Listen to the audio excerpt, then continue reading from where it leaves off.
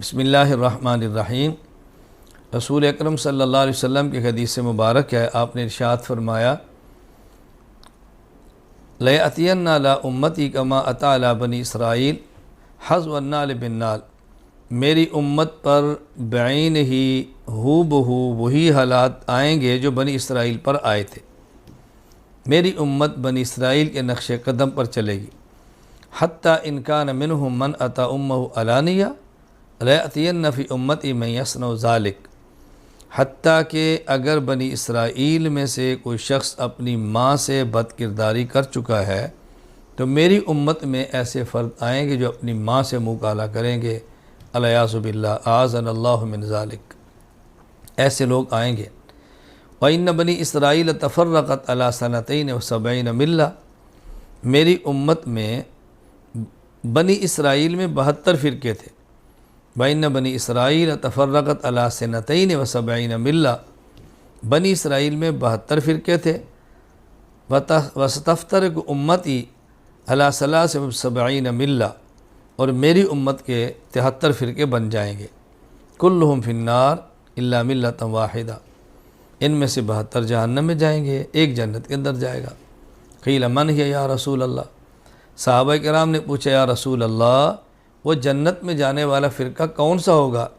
آپ نے ارشاد فرمایا ما انا علیہ و اصحابی، ما انا علیہ و اصحابی۔ ما انا علیہ نہیں فرمایا، ما انا علیہ و اصحابی، یعنی دین مجھ سے وہ لے جو میرے صحابہ کے ذریعے ان تک پہنچا ہو۔ حدیث مجھ سے لے، معنی میرے صحابی سے لے، آیات مجھ سے لے اور ان کی تفسیر اور شرح میرے صحابہ سے لے، یہ جنتی فرقہ ہوگا۔ جس طرح دوسری حدیث پاک میں ہے کہ قرآن کریم کی آیت اتری یوم تبیض وجوہ و تسود وجوہ، قیامت کے دن بعض لوگوں کے چہرے سفید ہوں گے، بعضوں کے سیاہ ہوں گے۔ تو صحابہ کرام نے پوچھا یا رسول اللہ، جن کے چہرے سفید ہوں گے وہ کون ہوں گے؟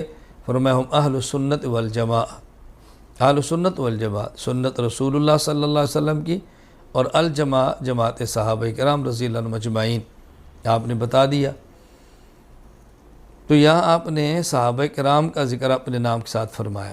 یہاں جو بات میں نے سمجھانی ہے وہ یہ، پہلی بات یہ سمجھیں کہ پہلی امتوں میں 72 فرقے تھے، اس امت میں 73۔ یہ 73واں فرقہ کون سا ہے؟ علامہ قرطبی رحمۃ اللہ علیہ نے اپنی تفسیر الجامع لاحکام القرآن، جو کہ تفسیر قرطبی کے نام سے معروف ہے، اس کے اندر لکھا ہے وَأَنَّ هَذَا صِرَاطِ مُسْتَقِيمًا فَاتَّبِعُوهُ۔ اس آیت کے تحت فرمایا هَذِهِ الْفِرْقَةُ الَّتِي زَادَتْ فِي فِرَقِ امت محمد صلی اللہ علیہ وسلم۔ یہ جو اس امت میں ایک زائد فرقہ پیدا ہوا ہے، یہ کون سا ہے؟ قال بعض العارفین الذین هم یعادون العلماء ویبغضون الفقہاء۔ یہ وہ فرقہ ہے جو علماء سے عداوت رکھتا ہے اور فقہاء سے بغض رکھتا ہے۔ اب علماء سے دعوت اور فقہاء سے بغض رکھنے والا کون ہے؟ ہر شخص جانتا ہے، بتانے کی ضرورت ہی نہیں۔ اچھا، اس کی پھر وجہ کیا ہے کہ یہ فقہاء سے بغض کیوں رکھتے ہیں؟ آسان بات یہ سمجھیں کہ جب کوئی نعمت آتی ہے تو دشمن بھی آتے ہیں، نعمت نہیں آتی دشمن بھی نہیں آتے۔ اس امت کو اللہ تعالیٰ نے ایک ایسی نعمت عطا فرمائی ہے جو پہلی امتوں کے اندر نہیں تھی۔ علامہ قرطبی رحمۃ اللہ علیہ اپنی تفسیر الجامع لاحکام القرآن میں وَتَفْسِيرًا لِكُلِّ شَيْءٍ، اس کے تحت ارشاد فرماتے ہیں لم یکن عندہم اجتہاد قط انما خص بذالک امت محمد صلی اللہ علیہ وسلم۔ اجتہاد پہلی امتوں میں نہیں تھا، یہ اللہ تعالیٰ نے اس امت کو، امت محمد صلی اللہ علیہ وسلم کو عطا فرمایا ہے۔ تو جب یہ نعمت نہیں تھی، اس کے دشمن بھی نہیں تھے۔ اجتہاد کی نعمت آئی ہے تو اس کے دشمن بھی ہیں۔ تو یہ بات سمجھیں کہ 73واں فرقہ وہ ہے جو اجتہاد کا دشمن، مجتہد کا دشمن، فقہاء کا دشمن اور علماء کا دشمن ہے۔ ایک بات یہ سمجھیں۔ دوسری بات، عام طور پہ لوگ پوچھتے ہیں کہ یہ جو 73 فرقے ہوں گے یہ مسلمانوں کے ہوں گے یا کافروں کے ہوں گے؟ یہ 73 فرقے کفار کے نہیں ہوں گے، ابدی جہنم میں جانے والوں کے نہیں ہوں گے، بلکہ یہ 73 فرقے ان کے ہیں جو مسلمان ہیں، ایک اہل سنت والجماع ہے، باقی اہل بدعت ہے۔ یعنی یہ اپنی گمراہی کی وجہ سے ابدی، دائمی اور ہمیشہ جہنم میں نہیں رہیں گے، بلکہ ان کی گمراہی ایسی ہوگی جو کفر کی حد تک نہیں بلکہ بدعت یہاں تک ہوگی تو کچھ عرصہ کے لیے جہنم میں جائیں گے، اپنے اس جرم کی سزا بھگتنے کے بعد اس